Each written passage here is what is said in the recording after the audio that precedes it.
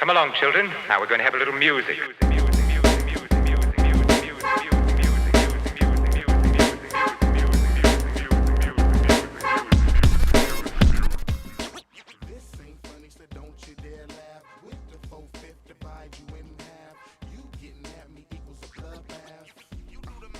Yo, what is up, guys? Welcome back to First Cut Live. We are here with the full crew back again, breaking down any movie news that we must get into. We're going to be getting into what happened this weekend in the theaters and also a little bit of the Blake Lively stuff, as well as what we're looking forward to into 2024.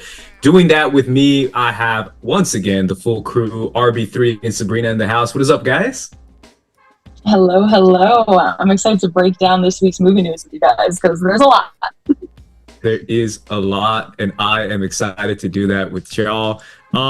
First things first, obviously, we are breaking down. Uh-oh. Okay, I thought it was me. Okay. Andres, can you hear us, brother? My boy. Andres. This is 21st century, y'all, the internet. Weekend that came out this weekend. Am I back? Yes, sir. Yeah. Hey. My bad. I don't know what happened there. I want to start out with the movies that we saw this weekend. Blink Twice came out this weekend. You guys saw it, I think. Mm-hmm. I didn't see it. Talk to me about Blink Twice, guys. I'll start with you, Sabrina. Yeah, I mean, overall, I was very impressed by Zoe Kravitz. Of course, you know, when we have an actor turned director, they have spent a lot of time on movie sets. They've probably gained some knowledge with some of the people that they've worked with. But I think she really knocked it out of the park in terms of visual style, cinematography, kind of assembling a team that can really display a lot of the themes of this film. And of course, this is one where I don't want to go ahead and spoil it. So I'm going to keep it spoiler free. Andres hasn't seen it yet. But yeah, overall, very interesting story. The ending, I'm still sitting with it. It's been a few days and I still don't know how I feel exactly. Like, is it, to not spoil, but like, is this a good place for all of this to kind of bookend for this film? Potentially. I've debated with my friends a little bit. I've heard like yes or no. But I think the biggest standout is truly that cast. We have Simon Rex, Channing Tatum, Naomi Ackie, honestly, so many people. And the woman from Hitman, she was definitely the standout, in my opinion. I love her. I think her name is like Adriana or something. But yes, she is absolutely fantastic. I didn't even know she was in the film. I didn't even know most of these people were. So as they were going through, and it'd be like, oh, there's Kyle MacLachlan. Oh, there's like this and it just kept going. But yeah, I really enjoyed it. I think it's like a solid 7.5 out of 10 in my opinion. Could be an 8, depending on where I end up with that ending. What do you think, RB3? Sorry, the ghetto bear was outside. I didn't want to hear y'all. Let y'all hear the helicopters. I enjoyed the movie a lot. First of all, let me just say what's up to people who are watching live. Everybody's watching live. Thank y'all for watching. And be sure to leave a like, comment, subscribe. First Cut Live, we're getting back to doing it regularly. So definitely be sure to show love. Matt Farrelly's in the chat, says sadly won't be able to watch live, but hope you have an amazing stream. And M. King Songbird is there. Thank y'all. If you are watching live, hit that like button. All right, my thoughts on Blink Twice. I enjoyed it a lot. I liked it a lot. I thought Zoe Kravitz did a great job. Just like everything you mentioned, the cinematography, the actual editing of it was fast. It was fluid, but it definitely flew by. The movie deals with some pretty dark subject matter for sure, like very dark subject matter. But at the same time, it is still, for the most part, fun. You know what I mean? I don't want to say fun. Fun's kind of the wrong word, but it's gratifying to some extent too. You know what I mean? I don't want to say too much without, like you said, Sabrina, spoiling things. But it's tough. There's times where it's tough. There's times when it's scary, and there's times when it's fun and rousing and actually funny. I think the biggest thing is that they did a great job of blending comedic timing with the horror sensibilities. There's a great running bit about a chair, like a red chair that Channing Tatum is like fussing over the entire movie. It's just hilarious every time that joke comes back.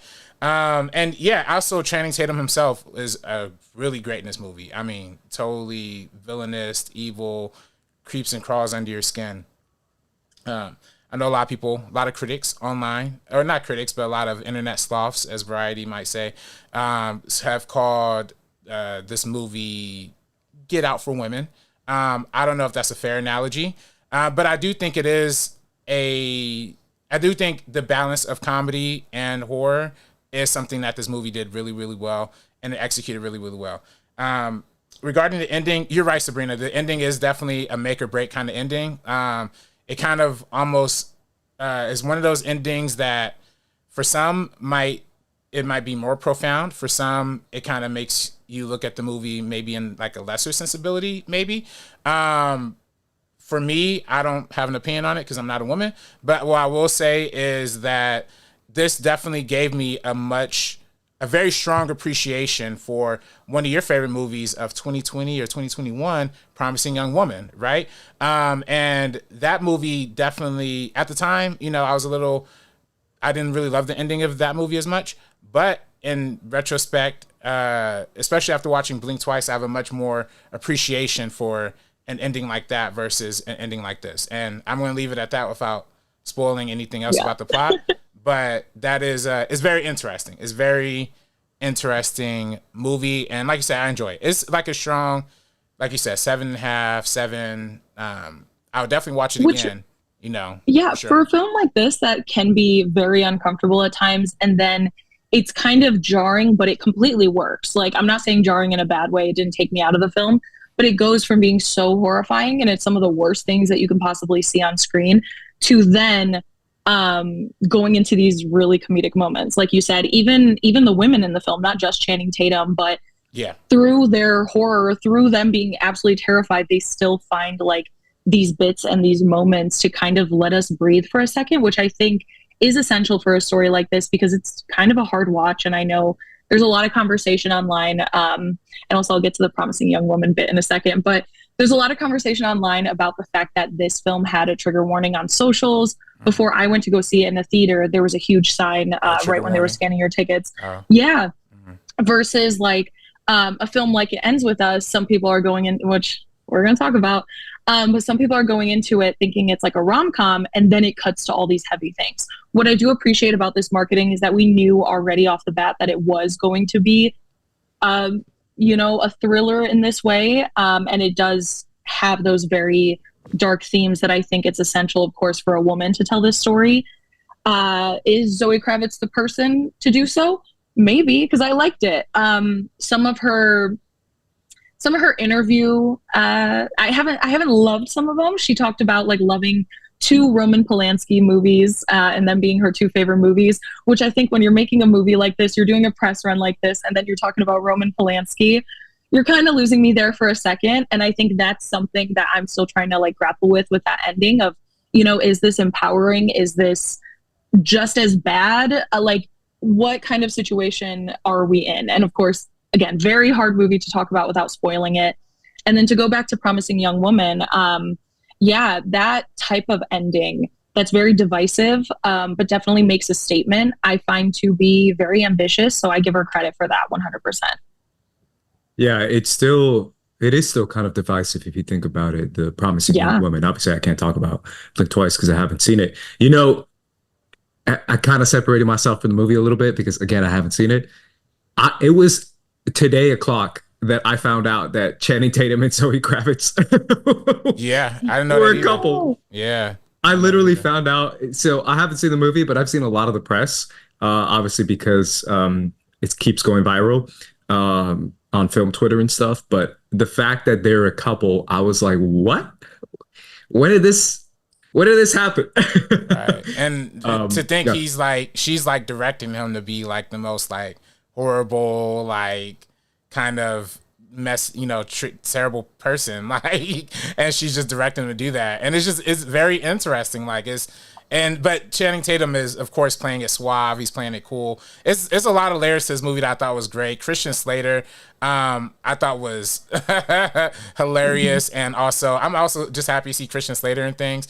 Me and my boy John Marin, we're also we talked about this on an upcoming episode. It's about to come out for Real Ones, and he kind of mentioned like this cast is like a bunch of A-listers from like different primes, you know what I mean? Like you pull some people from the 80s, some people from the 90s, some people from the early 2000s. Yeah, Haley Joel Osment, right. That was crazy. Right. Yeah. It's like if this was like 2002, this would have been like an A-list cast, you know what I mean? But it's just funny though. But I love that there's still mad talented people who are all playing very different roles, but all still delivering. Everybody delivered. And again, because Zoe Kravitz is an actress, she's good at directing performances, and that definitely rang through all throughout Blink Twice. Yeah. I mean, speaking of the ensemble, sorry, Andres, going back to that, having Channing Tatum in a role like this, it's kind of very subversive for him. I don't think we've ever seen him be this kind of weirdly, eerily charismatic, evil person. So I think, when I think of him, I think of something like Step Up, 21 Jump Street, a lot of his comedic performances, some other films, of course, but those are kind of the performances of his that have always stuck with me. So then to see this was definitely very jarring, because even in the first half, like I knew where the film was going, but I'm like, dang, he is so charming. Oh my gosh, they have such good chemistry. Like, and yeah, it has that like creepy undertone. And then I think back, not to mention again, but Promising Young Woman, where we have people like McLovin, Bo Burnham cast, people that are usually like a nice guy, a funny guy, a charismatic guy, something along those lines. And yeah, to see them in a different light, I think is really great. So to pull those performances out of them, I give her a lot of credit for that. Yeah, the one I'm most looking forward to watching, to be honest, is Naomi Ackie. Yes. I'm a fan of hers, so I don't know how she does in the movie, but I'm hoping she gets a lot of time to shine, because I really do feel like she's great. Yeah, she really stepped it up after. I thought she was always going to be locked into Whitney Houston in my mind forever. Like, and definitely for the first 20 minutes, I was like, oh, Whitney Houston with a gap. Okay, I'm liking it. But then she definitely forms into like her own character type thing. And yeah, everything is wild. I mean, to be honest, she's a great performer and she's great in it. Her character's decision making definitely is like questionable, but then again, you start to realize certain things that they're being manipulated and tricked, and you kind of are like, okay, it kind of makes a little more sense now. But even still with that, at least when I'm watching the movie in real time, I'm constantly questioning, like, and it's all in the trailer what I'm about to say, but like, why did she get on the boat with Channing? Like, why did she go on the island with this dude? Why did like she was okay with like getting her phone taken away? It's like a lot of things. Then they did kind of set that up, like in the beginning, a little bit. Like again, I don't want to spoil it, but it's in the first few minutes. He's a very successful guy. Clearly, he has an island, and she kind of has this like fascination and like attachment to him. And then we see later on with the big twist of the film. I know we keep kind of talking around the subject and not really saying much, but with the big twist, it makes so much more sense. But yes, I get it. Like, especially, we know where it's going, so we're not going like, oh, they're gonna have a good time. They're gonna have fun on this island. Yeah.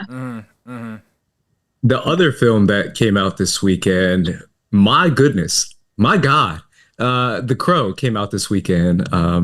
And this was a film that was more of an adaptation, apparently, of the original comic book. Obviously, this is also a remake of the original 90s film starring Brandon Lee. This was already a very controversial movie before it even came out, because a lot of people are so anti you touching this film at all, or touching this IP, because of Brandon Lee and because of obviously what happened to Brandon. But at the same time, 4 million over the weekend is the biggest sign of like, I don't know what is happening. This movie, Blink Twice, made 7. It Ends With Us, 11, and then Alien Romulus, 16, and then Deadpool and Wolverine won the weekend with 18 million. How are you? What is this? What is The Crow $50 million budget and making 4 million opening weekend mean to you guys? I think Lionsgate, which I feel like we've seen actually a lot from them, especially with something like Borderlands. Yeah, a Like lot they of just had flops. that, and I know that made nothing. I think they really have to step up their marketing in a lot of places. I think they have to get more eyes on it because I was even aware for the longest time of this film coming out, and I did not realize that it was coming out this past weekend. Like I just had no clue. I didn't see anything anywhere. And we're very in the know. But then also, I love Bill Skarsgård. They just didn't do it justice. Like, get some promo out there, get some like TikToks and stuff that are highlighting what we're gonna see in this film, like what's gonna be really cool versus just like this whole like, oh, love, like you'll do anything for love and everything. And FKA Twigs, I love her. I do want to see this movie eventually. I know it didn't get good reviews, which probably contributes to the box office as well, because people like myself who were curious about it, we see that and we're like, okay, we can go see it another day, and I'm going to see Blink twice instead. But yeah, marketing, remaking this film that does not need to be remade and has been in development hell for, what was it, 15 years? We've had like multiple people, Jason Momoa included, attached to this role. And this is also such a different take on what we think of The Crow, like with the original film. Whereas it seems like Jason Momoa's would have kind of been like a little bit more closer to the source material. And so maybe audiences would have welcomed that a little bit more than a brand new story or like a brand new type of character that he's portraying. Yeah. What do you think, RB3? Just like Sabrina said, it's been a terrible year for Lionsgate. Not only just Borderlands, but also the other Bill Skarsgård movie that they had earlier this year, Boy Kills World, which they put zero marketing effort. I actually saw an article in Deadline recently where they were talking about another Lionsgate flop this year, the Misery of Ungentlemanly Welfare with homie from The Reacher, which was, by the way, the Ministry of Ungentlemanly Warfare and Boy Kills World, phenomenal movies. I hate to see that they flop because they were both very, very, very good. Like, they were great. But then, you know, they just, in the article, in the Deadline article, they were talking about Lionsgate being bare bone with the marketing budgets, like 10, 15 million max. And by the way, the production budget for Ministry of Ungentlemanly Warfare, whatever that was, it was like $50 million, but they only get 15 million for marketing. It doesn't, the math's not mathing. And then we're seeing it in the box office results. And to the point where now it's actually, if you're releasing a movie in theaters without marketing it, that's worse than just dumping it on streaming. Like, because at that point you have empty movie theaters, you're taking up a slot for a theatrical release that could have been delegated to something else, you know, or could have given more room for, it could have filled more seats with another movie. If you're not dedicated to releasing a movie theatrically, don't release the movie theatrically, because it's bad. I can't even imagine what the executives at Lionsgate are like going through this year. Like, are they firing everybody? Like, I would. Like, if you have 4 or 5 movies back to back to back that are all flopping because you don't want to spend money, that, you know, by the way, Lionsgate last year, they had hits. Like, last year they had the song Birds and Snakes. They had they had another one that did amazing last year. But what's the deal with this? Like, I don't understand. So it's like, I really don't even blame Bill Skarsgård or FKA Twigs, all that, because you know, the actors can only do so much. And if the studio is not putting in what they need to put in to promote it, like, I don't even think, like you said, Sabrina, I've known about The Crow since CinemaCon. I even said I liked the CinemaCon trailer for The Crow. But I literally didn't even know it was out until it was already out. Like, that's a problem. If you're not going to spend any money, it's bad. It's bad. So, well, I mean, to go back on that with Lionsgate, I hate to be like coming at this studio just over and over, but like, for exactly what you said, what are they doing, first of all? Second of all, they have a movie that I think the trailer came out for it, I want to say like 2 years ago. It's that White Bird movie with like Helen Mirren. It's in the world of the movie Wonder. Do you remember Wonder with Jacob Tremblay? Yeah. In the world?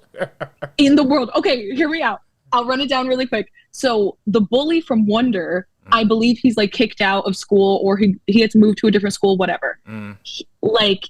He is with his grandma, and his grandma's like, you're a bully. I was bullied. And then it like goes back, and it's this like going back in time to like World War II era of her being bullied, and I don't know, but anyways, this trailer, it has nothing to do with Wonder, so that's why it's just like fascinating to me with like the world of Wonder. Like, it's such a different film, Right. but also they've had this trailer out for years, and the movie still has like no release date, I don't think, unless it's coming out sometime this year. But I swear 2 years ago, it's just crazy. I feel like they have so many flops on their hands. They don't know what to do with it. They recognize their flops, and then they're just trying to quietly put them out there, just like you said, like putting no marketing money, because we know typically marketing is like double the film's budget, and we're not seeing those results. We're not seeing that money put behind it. So then how are people going to know that this is even out at all? And I think it's the same thing that's going to happen with Whitebird.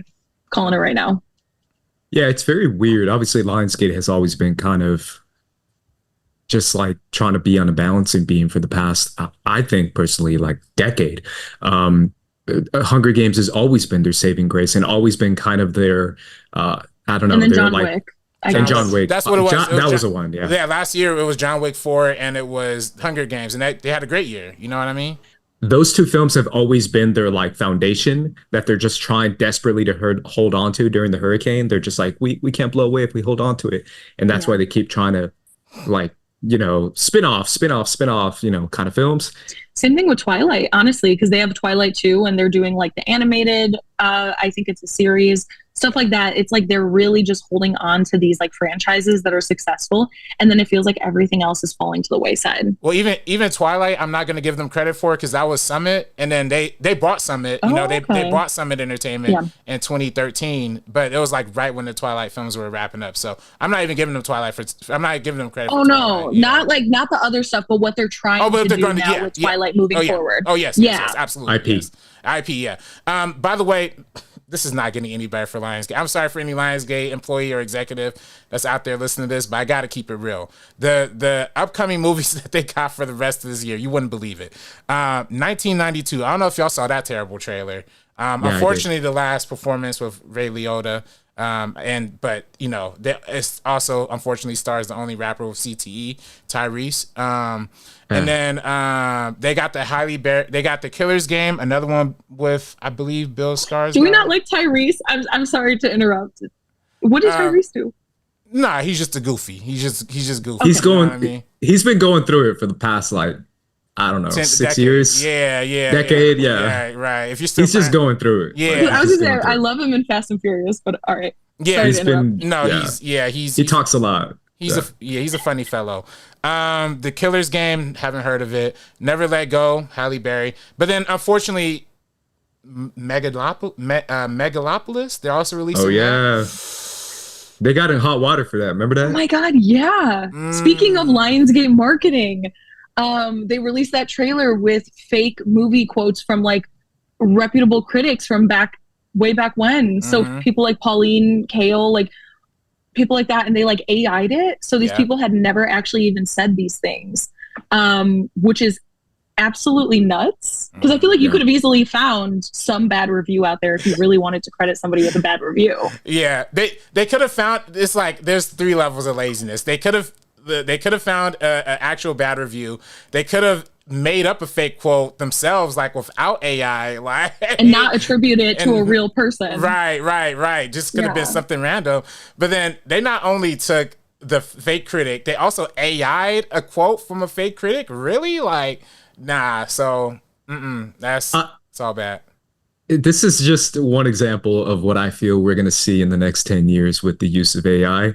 I just feel like it's going to be bad. Like so freaking bad. But yeah, the Megalopolis stuff was wild. They released Arthur the King, a dog movie. Lionsgate is the only studio that can release a dog movie and it flops. That's crazy. How you release a dog movie that flops? That's insane. That's nuts. Wow. That's heartbreaking. But yeah, last year they also had Saw. So if they literally just milked John Wick, Saw, Twilight, Hunger Games, like, you know, and you know, maybe Now They See Me, I guess they also have that too. If they just milk that content, go for it. Don't make any other movies if you're not planning on marketing them, or if you are planning on making them, throw them straight to streaming, because you're actually making the theatrical business look worse by releasing movies and not marketing them, in my opinion. Do they have a place they usually throw their stuff on streaming? Do they have like a deal with a streaming company? Amazon, Yeah, if I'm not mistaken. Maybe Amazon. You're right. right.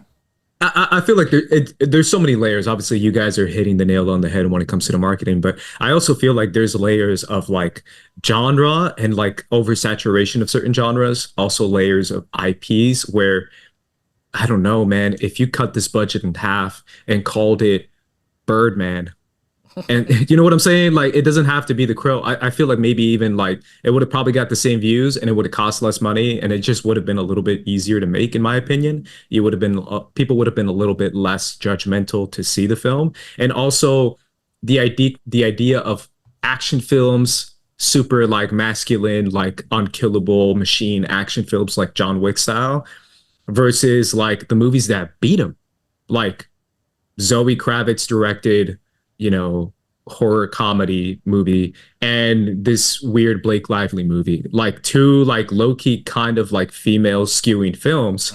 And the one that won the weekend obviously still is Deadpool and Wolverine, where I feel like a random ass dude walks into a theater and he's like, I want to see something tough and crazy, and they're just gonna rewatch Deadpool and Wolverine. They're not gonna see The Crow.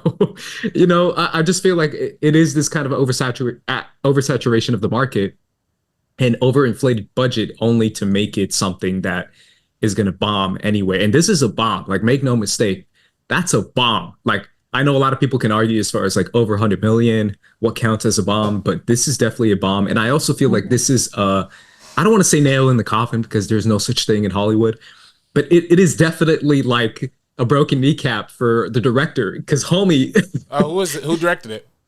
This guy's been, catching strays for decades. Yo, who directed it? Wait, hold up. This is Rupert Sanders. Oh. He did Ghost in the Shell with Scarlett Johansson. He's the one who made out with Kristen Stewart. No.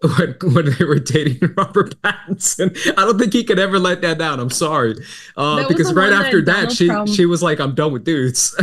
No, yeah, because like Donald Trump tweeted out too. He was like, K-Stu cheating on Robert Pattinson. We got like our this is the guy. President's commentary. That's him. This is him. Villain. This is his karma. Yeah. I guess. I saw him at the vampires. Yeah. I mean, he completely changed the trajectory of Kristen Stewart. So in a way, we should be grateful for what he did. She's like, making movies that are actually good now. Yeah, you're right. No, you ain't lying. After that scandal, it was right after this. Yeah, no, you're right. Literally after that scandal, she was like, no more BS. Like, I'm just going straight indie and straight art house, and it's gonna be great. And she made the right choice. I just feel like this guy has done nothing but high budgeted bombs and then a lot of scandals, a lot of controversy, which is kind of, I mean, I don't know. I don't know the guy, but it feels like a bummer for him. I mean, I'm not bummed out 1 second, because if this, I hate to say it, but if this was a black director, this man would have had one bomb and been out of here. But you directed not only you not only broke up an A-list couple and did the terrible Snow White movie, and the year where there's two Snow White movies, you made the worst one. Come on now, and then Ghost in the Shell, like that's automatically like you out of here. Like you made that kind of movie. Now it's The Crow. Maybe this is the nail in the coffin, but I'm not gonna feel bad because white people seem to find a way to fail up. So I don't. He'll probably make another like $100 million movie in 2 years or something. Yeah, exactly. But good for Rupert Sanders. He's still behind the camera. But the movie that actually beat both of these films was It Ends With Us. Now, I've heard a little bit about this controversy behind the scenes. I hear it's about the director and Blake Lively, the writer and Blake Lively. To be honest, I don't know. I just heard that she did a weird interview, and I saw a little bit of that interview, and it was very weird. And that Blake Lively in general feels like a very weird person. Britt, I'm going to go straight to you, Sabrina. Break this down for me, because what is going on with this movie? Okay, so I'm going to start off. There are some pieces that we don't know, of course, and they're kind of slowly, as the weeks go on, getting filled. So things could be different in a little bit. But as of right now, what we do know is that Justin Baldoni worked very hard to get this film created. He reached out to Colleen Hoover, got the rights, whatever. Through his production company, too. Yeah, through his production company. And then during that time, and honestly, in his personal life, just to set the groundwork a little bit, he has like a podcast about men's mental health and kind of like you know, how they treat women, how they treat the world. Like, it's kind of talking about like men's behavior and the conditioning that sometimes you face, and then how to kind of undo that for the future. So he already in his personal life has done a lot of really good things. And so anyways, makes the film. Blake Lively gets attached. She also becomes a producer of the film. What people notice, and this was kind of like the tipping point, is that people saw that he follows Colleen, Blake, and a bunch of other people from the film. They don't follow him. And then post that, we slowly saw, okay, red carpet premiere happens. Cast members are dodging questions about Justin Baldoni. Justin Baldoni is answering questions absolutely beautifully. He's saying like this movie is for the women that are in this situation. If one of them could see this and decide a different fate for themselves, you know, that's what this is for. And so he's just very eloquent about the subject. He clearly has a lot of like heart put into it from his perspective, and wanting to do good. And then we cut to Blake Lively, who is saying things like, I'm wearing Britney Spears's Versace dress, and like, grab your florals and let's go see It Ends With Us. And if you only, and also, let me say, everything I've learned about Colleen Hoover has been absolutely against my will. I will not read a book by this woman. I have seen excerpts, and I cannot believe that she has multiple books to her name. As an aspiring writer myself, what are we doing? But before we get there, so this film is about a domestic violence in a relationship and how to break free of that. And you just wouldn't be able to really tell from Blake Lively's interviews or things that she's kind of said. So then going from there, she's handled things very weirdly. And I know some other interviews from like working on a Woody Allen film. Nope. And then while she's working on the Woody Allen film, she's basically trying to frame this reporter as being like misogynist because she congratulated her on her pregnancy. And she's also like Norwegian. So like, there was probably like something that sounded better to her than it did to Blake. Clearly there was some kind of divide there of her saying like, hey, like, congrats on your little bump. And then Blake Lively is like, congrats on your little bump. And then completely turns away from this woman for the rest of the interview. And she's just talking to Parker Posey, and they're like giggling. And then the woman the reporter focuses on like fashion a lot. So because it was a period piece, she's asking her about the outfits. And that was kind of in the era of like white feminism. You wouldn't ask the men about the outfits, which there are very real instances of people who have taken something like this and made it inappropriate. Like an interview with Scarlett Johansson where a guy was like, oh, you had to fit into that tight suit. Like, yeah, that is uncomfortable. That's what we are talking about. We're not talking about a fashion reporter asking about the period piece clothing and what it felt like to replicate that time period. And Blake Lively, right when she asked the question, is like, I wonder if they'd ask the men that question. Like, girl bossing it hardcore. So then, cut to, reports have come out that this is like something that we know, and I'll cut to the Ryan Reynolds of it all. I'll give it over to RB3 for that part.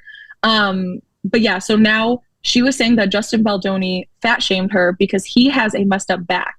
And he had like a back injury, and there was a point where he has to lift her up, and he asked his trainer that was on set, like, hey, how much do you think she weighs? What is the best way that I can lift her up without hurting myself? And she took that as fat shaming the injury of somebody else. But anyways, yeah, that stuff. And then he lingered too long during a kiss scene. So those were like the two things that her PR team clearly put out like 2 weeks ago-ish, something along those lines. And then more stuff has come out very recently. I'll toss it over to you, RB3. Yeah. So, the most recent thing of it came out, I believe, yesterday or on Sunday, yesterday. Yeah, from Variety, talking about the sequel possibilities. And it kind of broke down a little bit more of the behind the scenes business situation of it. And yeah, it does show that, Jacob Baldoni's Wayfarer Studios co-financed the picture with TSG Entertainment. So, Jacob was not only the director and the star, he was also one of the financiers.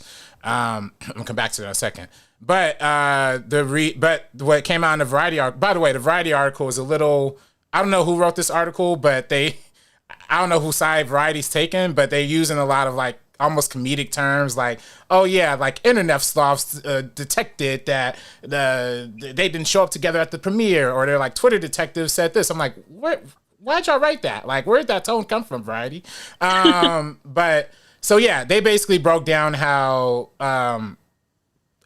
some of the rumors that we've heard before all this too, like you said, Sabrina, about the stuff on set. Also in post-production, apparently there might have been a cut that Justin Baldoni had test screened. Apparently his cut actually test screened a little better than the Blake Lively cut. But according to some rumors, Blake Lively and the author of the book teamed up with Sony and kind of went over Justin's head. Justin Baldoni. Justin Baldoni's head, ended up, getting their version of the movie out there.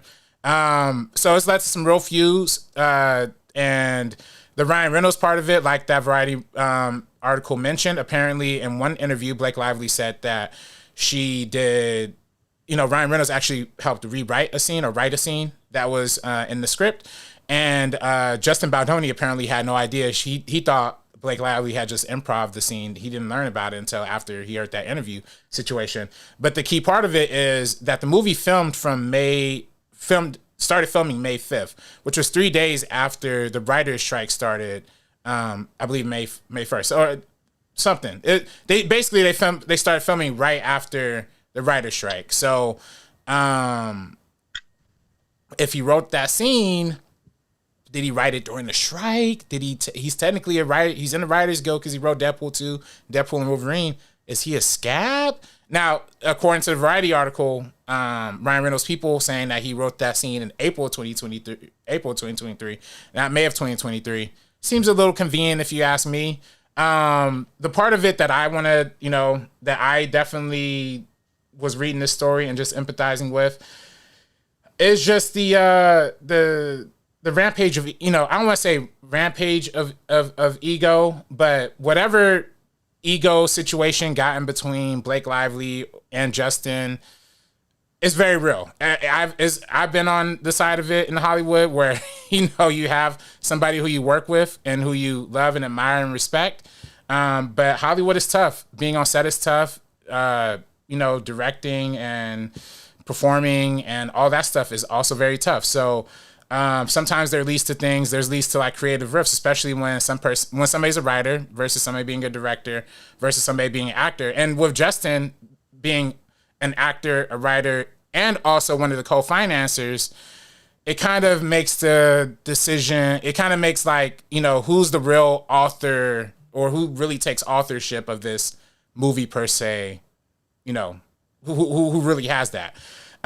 So yeah, we've seen things from Justin since, like he's done interviews and said maybe Blake Lively should direct the sequel because there is a sequel book apparently, which Justin Baldoni's production company owns the rights to not only the It Ends With Us book but also the sequel book as well.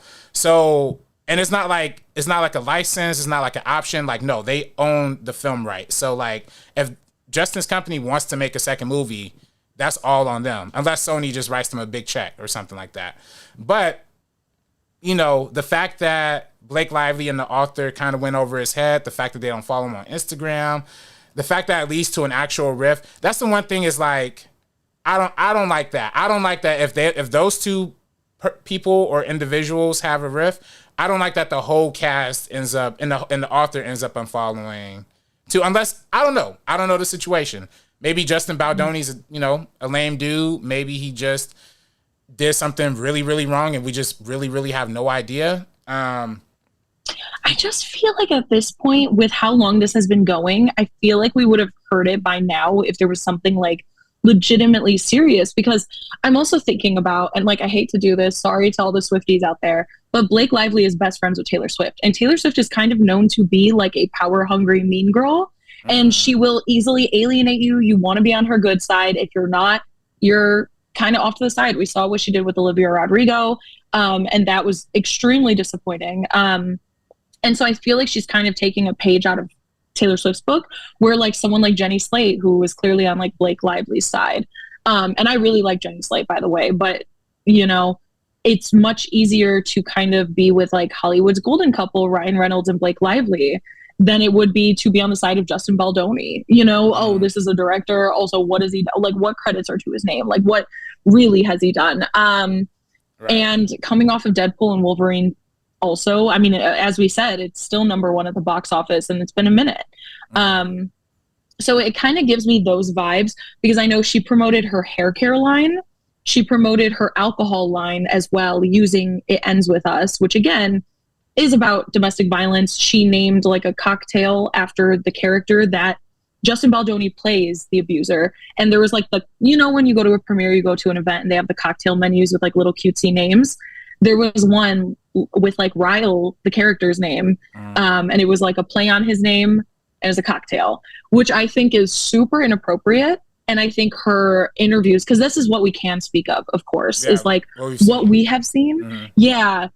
And so, of course, things could come out in the future and we could be completely wrong. But from what I've seen, I don't like it. Like, I don't like anything that I've seen coming from Blake Lively's side of things, promoting your hair care line, your alcohol line, telling people to wear their florals and go see this movie, I think is super inappropriate for something that could touch a lot of people. And it could have been something better. But now, honestly, even the whole legacy of this film, this book, which also one more detail. Sorry, I know I'm jumping around a lot because there's just so much information. But Colleen Hoover, like the author of the book, tried to release a coloring book based off of the book, and it got a lot of backlash like a year or two ago. And so it kind of showed like they're clearly like creative wise, like they're clearly on the same page of like, yeah, totally okay to release a coloring book based off of a book about domestic abuse just because the main character is a florist. Like I feel like there's a disconnect here with Blake Lively, Colleen Hoover, and what story they're trying to tell. Right. Even though it's Colleen Hoover's own story. So you would think at least the author would understand that, but I mean, clearly not. And also her writing is trash. Yeah. And that just leads me and you know, I don't want to speak on, I never read the book. I don't know. And I also don't want to speak on Colleen. And I don't want to speak on Blake Lively personally. Well, I will say, it's funny, you mentioned the Taylor Swift thing. I also think she's taking a page out of the Ryan Reynolds playbook, right? Of like, Ryan Reynolds really, truly had a whole string of box office flops until he stopped just being the actor. When he was like, all right, I'm done just being an actor. I'm going to also act. I'm going to also write. I'm going to produce. I'm going to leak the footage for Deadpool, like leak test footage, 2 years before. Like he made that decision of like, okay, I'm going to take ownership of my career. And that's what Blake Lively is doing too. And I respect that. I respect any actor, writer, creator who's taking ownership of their career. But I just want to say this too. And just to make it unabashedly clear, I'm not speaking to Blake Lively because I don't know the situation. I'm speaking to the creative people who I've worked with. And I'm saying that the director is the director. The movie belongs to the director. There's no other ifs, ands, or buts about it. The movie term auteur, if you go to film school, you learn what auteur means. That refers to the director of the film. Now, if you want to argue it's a misogynistic term because most of Hollywood has been mostly men directors, I totally agree with that. And I do agree with that. But whatever way you want to shake it, there is one leader on set who is dictating from start to finish how the film plays out beat for beat, and the scenes that you're not in and the scenes that you may have written, may have not contributed to writing, maybe Ryan Reynolds wrote, but Justin directed it. And he is the director on the movie. And if Blake Lively or if whoever thinks that, I didn't get enough ownership of my movie or I didn't do enough for me, direct it yourself. Direct it yourself. Be a director yourself and see how hard it is, because it's not easy. I'm telling you this. It's not easy. And if you want to put up oh, by the way, okay, you want to direct too? Put up the money too. Go ahead. Put up the money. Put up the money. Put up your money and direct it yourself, and then see how easy it is. And then maybe we won't have these kind of different rifts and situations. But because there's so much ego in this business, it just doesn't, it doesn't register for some people. Like, to the point where some people will be like, I don't even like trust directors. Like, or they'll be like, oh, you're not a writer director. You didn't write this and direct it. You just only a director. I brought you on to my project. Maybe that might be like Blake Lively's mentality. I don't know. Maybe it's not. But I know from my experiences, I've had those kind of experiences with people, and where they're just like, oh yeah, you're just a hire on to my thing. I casted you as the director. What? Okay, so did you do the storyboards? Did you put the, did you choreograph with the cinematography or with the cinematographer? Did you coordinate with the production designer? Did you go over set design? Did you do all that? Because I don't know. I mean, maybe you did, but the director is, if Blake Lively is going to be if Blake Lively wants to direct the sequel, I would love to see her do it. And apparently Justin said he'd be open to it too. But apparently as an actor, his role in the second book is not like that big apparently. So it's totally a world where maybe they still produce a second one, but they, he's only in it for like 2 or 3 minutes, and then Blake Lively directs and just shows it. I would love to see that movie. And if Blake Lively directs it and it becomes, has great reviews and it does an amazing box office, I'll be here singing those praises. But I'm just letting y'all know it's hard. It's hard. It's a hard road becoming an actress. It's a hard road becoming an actor. It's a hard road becoming a writer. But it is a very, very hard road becoming a director as well. So you got to respect what place that represents in a film's production. Definitely. And I think even going back to that, there was fans who, of course, because I'm pretty sure they filmed in Georgia, like they do a lot. But fans were able to see as it was filming, and this is a huge book on TikTok. Like, also for context, this book came out in like 2016, 2017, did no numbers. People discovered it on TikTok in like 2020 or whatever, and then it became the #1 best-selling book for years. So years after this book is released, it like started to get the attention. So just putting that into context, but then also Blake Lively on set, people could see, because of course, again, getting that content for TikTok, getting those behind the scene footage, people saw them arguing on set a lot. Like he would tell Blake to do something as a director. Like this was him being a director. He wasn't acting alongside of her. And he's like, oh, you kind of see like, of course, we don't know what they're saying in these conversations, but we kind of see like, oh, do. Whatever. And then she's like, no. Ugh. And then she's like shaking her head and then walking off and being all mad. So yeah, it's like we don't know the personal details. But again, judging from the marketing, I just don't like what she has done with it. And I love her in Gossip Girl. Like I don't dislike her, but she has just been giving me like horrendous vibes with this movie. And it's also very interesting because like, besides Gossip Girl, when has she had a role where people are like, oh, Blake Lively ate that? Like, she did what she needed to do. She's never outside what is of she Gossip known Girl, for? literally Gossip just Girl. Gossip Girl. Yeah. That's my thing is like, I can't name a Blake Lively movie unless it's Green Lantern with Ryan Lantern, Reynolds? I was just gonna say. Yeah. I just feel like this is a lot like what you said, RB3 ego, the connection with Ryan Reynolds, obviously because they're husband and wife. The fact that Ryan Reynolds is now like a super uber movie star with Deadpool, with that massive box office that it made, and the fact that they almost feel untouchable because of that. And then on top of that, I do feel like this has to do a lot with the Taylor Swift connection and this kind of feeling of invincibility and of like, well, people, 5 seconds of NFL times money to pan to me and Taylor. You know what I mean? Like when people were counting how much money they were making based off Taylor Swift, like all this kind of stuff that really came out last year with the NFL was Blake Lively was a part of that. She was there. And the fact that they made a big deal as far as like making grand entrances to every arena. And this is me being kind of mean and kind of petty, but you guys are being too nice in my opinion. And the stuff we've seen with what's her face, Patrick Mahomes' wife recently, as far as what she's liking on social media and what she's been posting on social media and what her old tweets have been. There's some weird stuff going on here. When man. you say white woman, old tweets, whatever comes into your head, that's it. That's what like, it is. The same thing every single time. It really is. Like, and it's like, I don't know, man. I just feel like this keeps happening. People keep assuming like, yeah, they're good. They're good. They're like the good white feminists. And it's like, are they? Right. You sure about that? The only one I'm trusting is Emma Watson. Yeah, but she's quiet though. But she's very, very quiet. Right. Yeah, we can move on from that. Sabrina, I know you have a heart out. Before we take off, what are the films that you are most looking forward to for the rest of the year? I totally forgot about this, so I'm going off the cuff here. I'm going to say Nosferatu. And then the film with Margaret Qualley and Demi Moore.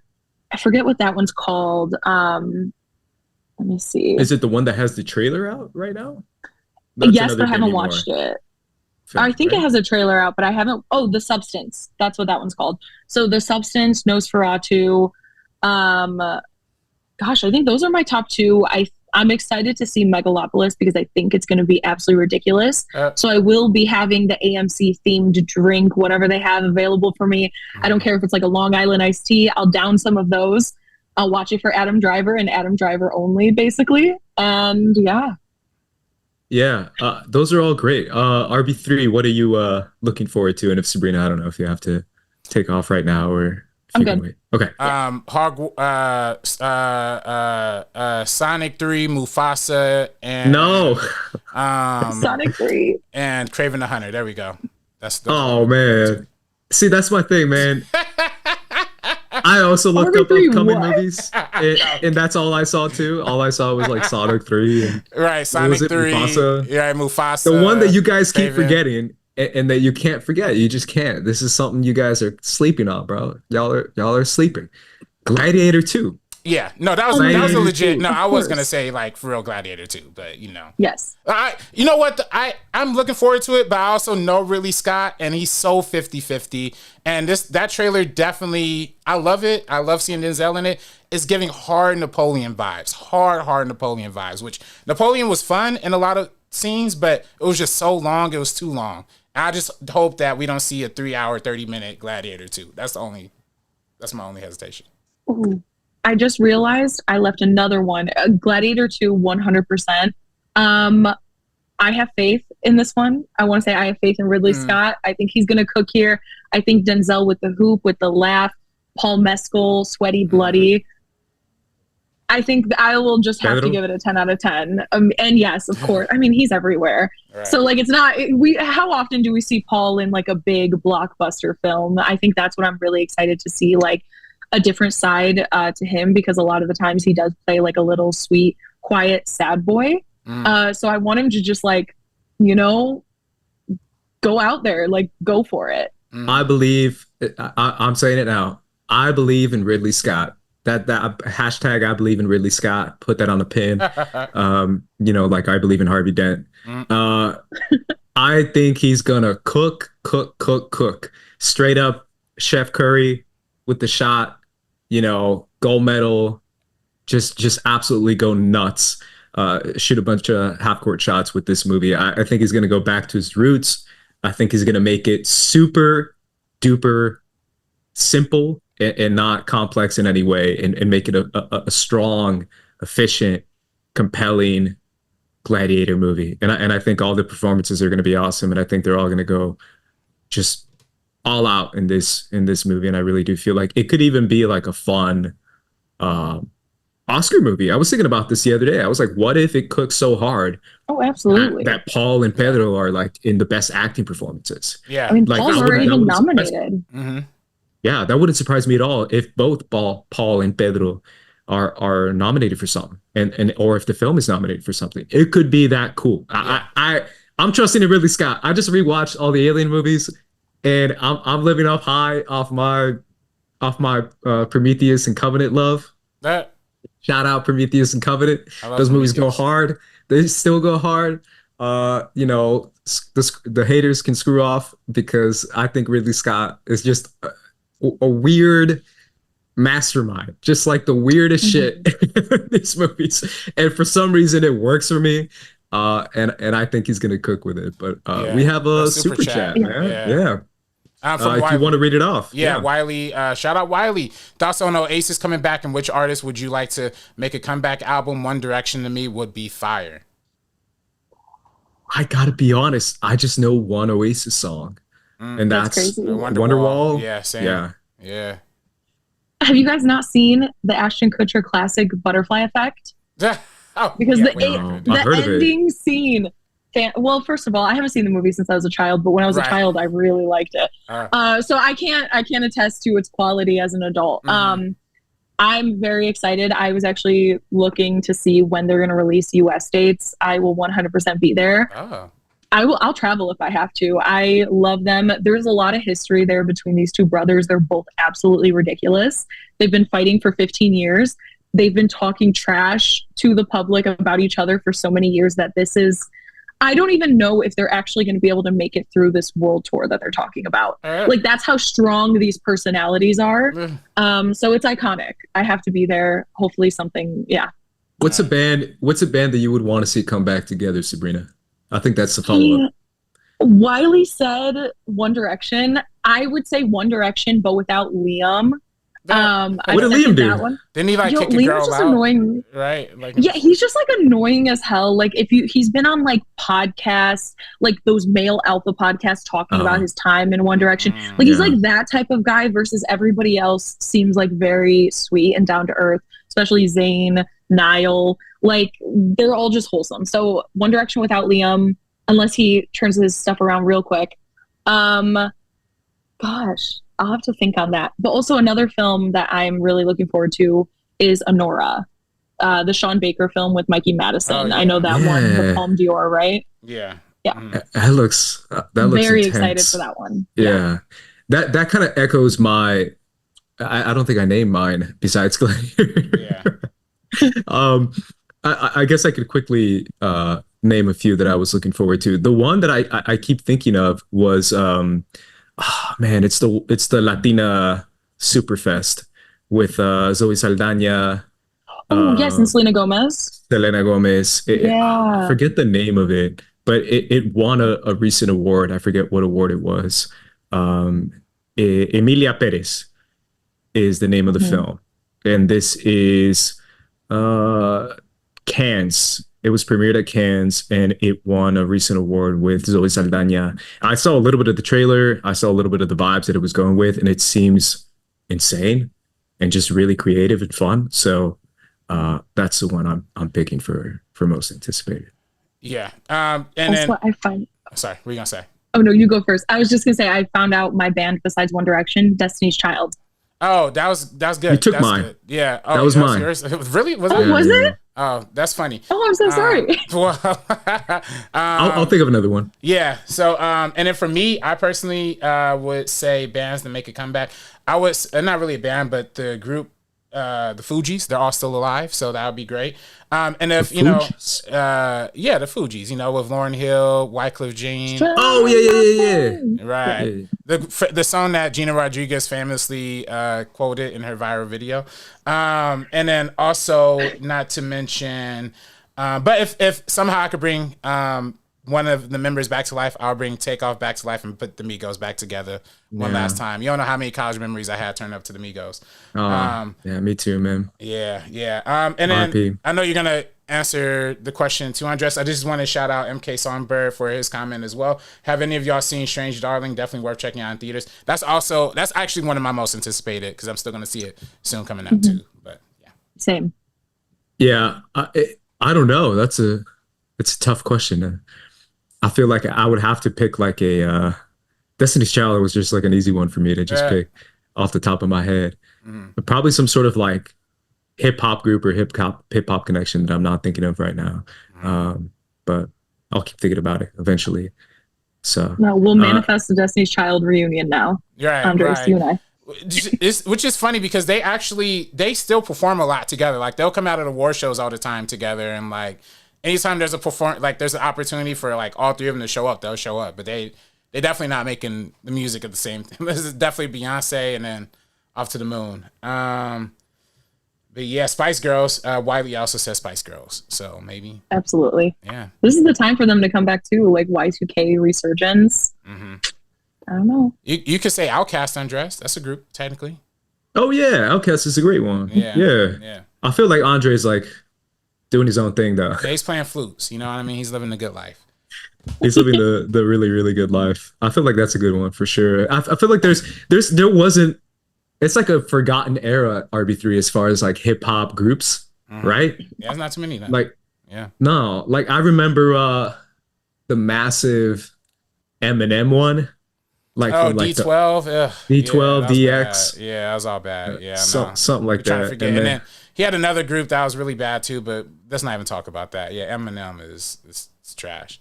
Yeah. And then I remember this doesn't count as a group, but oh, okay. Go. Yeah. All right. Bye, Sabrina. Bye, friends. Thank y'all. Bye, Thank Sabrina. you.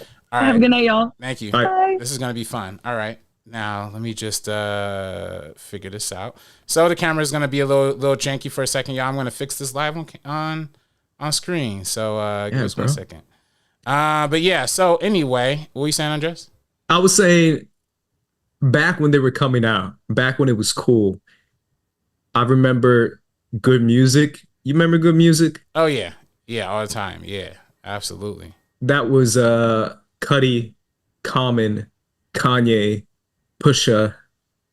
I'm forgetting someone else. But all those guys teaming up to do just like a couple songs was kind of fun. I don't know. Yeah. I thought it was kind of cool. Those were my favorite guys, so that's why. They had a couple of they had like a compilation album. They did. Yeah. So that's why if we can somehow, rescue Kanye from the grave. Right, from obscurity.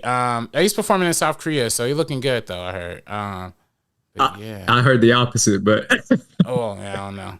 I mean, he's looking good at his shows, but I feel like behind the scenes, he's still going through it, man. He's still struggling. Yeah. So that's why it's tough to do that. We have another comment from NK Songbird. He says, Lauryn Hill and the Fugees were supposed to tour this summer, and it was canceled just a couple days before the first day. That's crazy. Oh, no. Yeah, MG, I love the Fugees, but we already know who Lauryn Hill is as a performer. Like, she definitely is one to just dip. Whenever, or just to show up whenever, dip whenever. So, but still love the Fugees and would love to see them come back together. Yeah. I feel like that's it, man. I feel like the only other thing I have is just kind of looking forward to 2024. I think that's pretty much we named the ones that we're thinking of. I know a lot of people were Wicked. I'm looking forward to Wicked as well. Wicked was one. Joker 2 was another. Venom Last Dance. Yeah. Moana 2 was another one.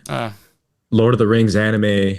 Mufasa. I'm actually looking forward to Mufasa. I was joking, but I'm actually looking forward to it. Barry Jenkins, I'm always going to support. James Mangold is directing a Timothée Chalamet movie set in 1960s New York. The true story of Bob Dylan. This comes out this year. Cool. Oh, that's good. I got to peep that. Yeah, I got to peep that. And I got to peep. Dang, there was one that I had just saw the thing for. What was it, doggone it? Okay, I got to figure it out. Also, Wild Robot from DreamWorks. Yeah. That one looks sweet. I want to see that. I want to see that. Yeah. Yeah, that's one that I for sure want to see.